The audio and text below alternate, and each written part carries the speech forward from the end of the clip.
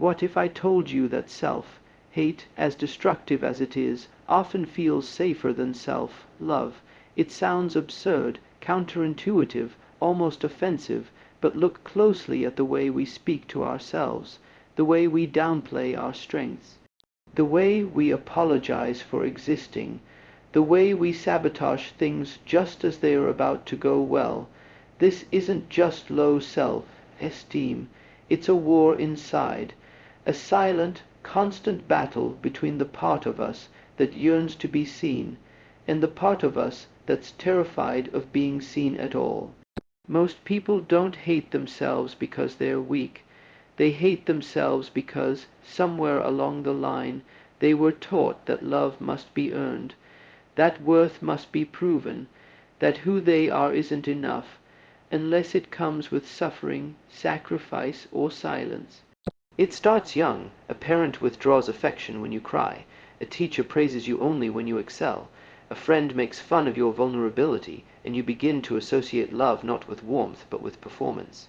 Not with safety but with tension, and self-hate becomes familiar, predictable. Safe self-love, on the other hand, is terrifying, because it asks you to challenge everything you've ever believed about yourself.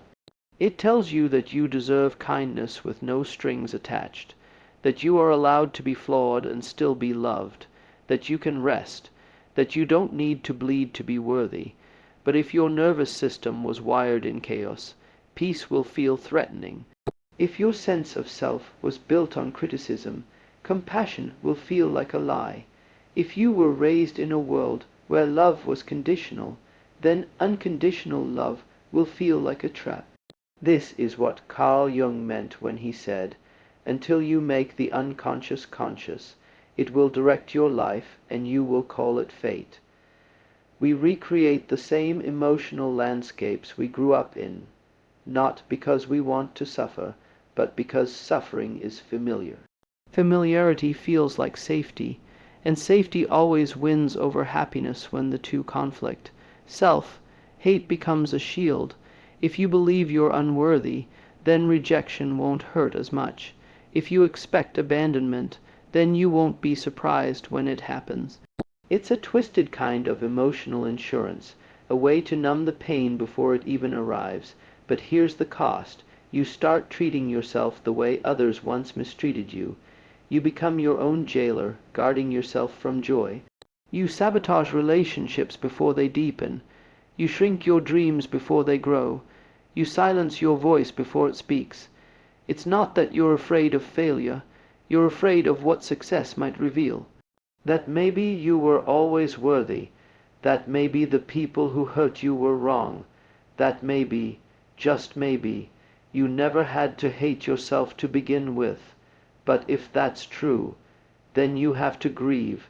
Grieve the years you spent believing you were broken. Grieve the opportunities you pushed away. Grieve the love you never gave yourself, and that grief is heavy, so we cling to the familiar pain instead, because it asks nothing new of us, because it keeps us in place, because it lets us survive without changing. But surviving is not living, and safety is not freedom. The truth is, healing hurts. It requires courage not to fight, but to feel, to unlearn, to soften, to risk being kind to yourself, even when every voice in your head says you don't deserve it. And that's where real strength lies, not in how well you endure your self-hatred, but in how gently you choose to meet it, how bravely you choose to question it, and how patiently you choose to replace it. Because self-love isn't a feeling, it's a decision, a daily act of rebellion in a world that profits off your insecurity. A quiet revolution that begins the moment you say, "I will no longer be at war with myself." So, what part of you are you still fighting?